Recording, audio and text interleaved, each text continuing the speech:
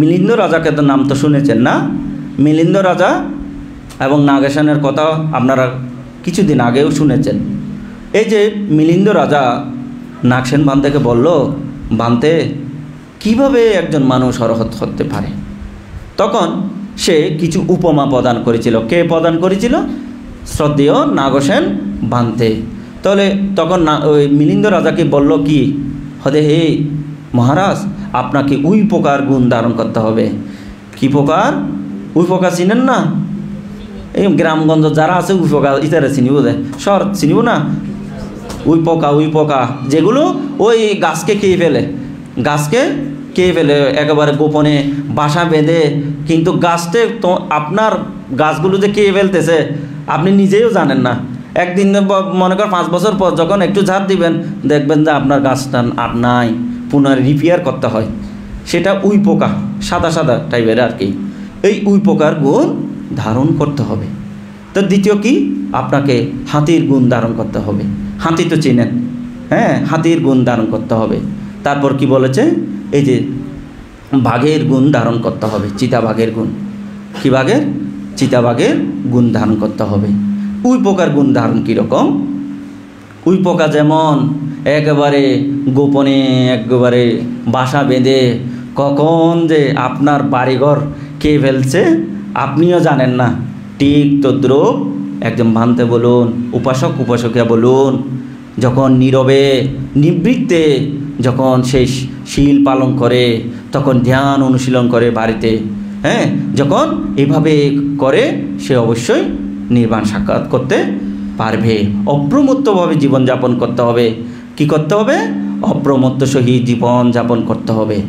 তাহলে দেখেন, তার দ্বিতীয়ত কি? হাতির গুণ ধারণ করতে হবে। হাতি তো চিনেন, দেখেছেন হাতি। আমরা ওই যে ত্রিপুরা সুন্দরীতে ছিলাম, হাতি বড় বড় হাতি আসতো ওখানে।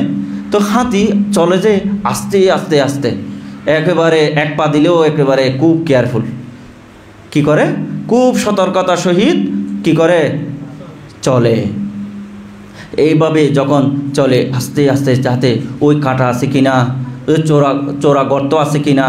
কতগুলো আমাদের ওই পাহাড়ের মধ্যে দেখা যায়, কতগুলো এমনি পানি দেখা যায়, কিন্তু ওখানে আপনি পা দিলে আপনি একেবারে অনেক ভিতরে ঢুকে যাবেন। চোরা গর্ত আর কি, ওই চোরা গর্ত আছে কিনা, হ্যাঁ, এইভাবেই কিন্তু সতর্কতার সহিত চলে। ঠিক তদ্রূপ একজন সাধক সাধিকাদের কীরকম চলা উচিত? সম্প্রজ্ঞান করে চলা উচিত।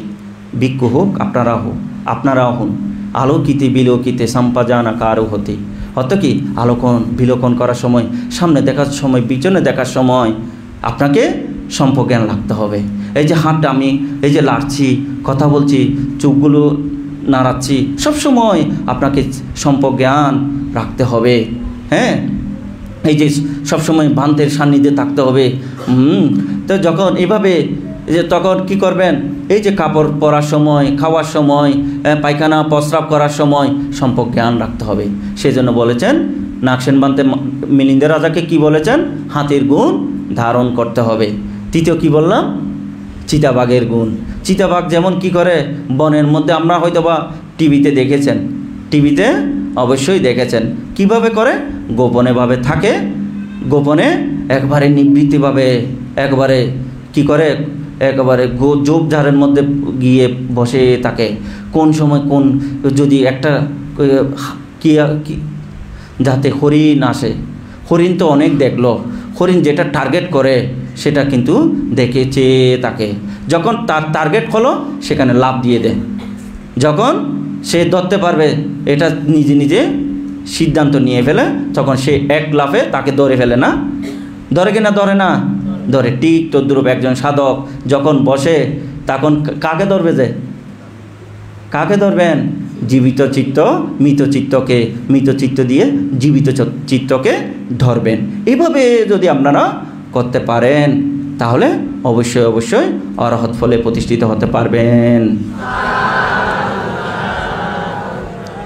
সেই জন্য বলেছেন এদাদয়েসু ধম্মেসু পারাগো হতি ব্রাহ্মণ আতাস্য সাব্বে সংয়োগ আত্মঙ্গাচ্ছান্তি জানাতোতি।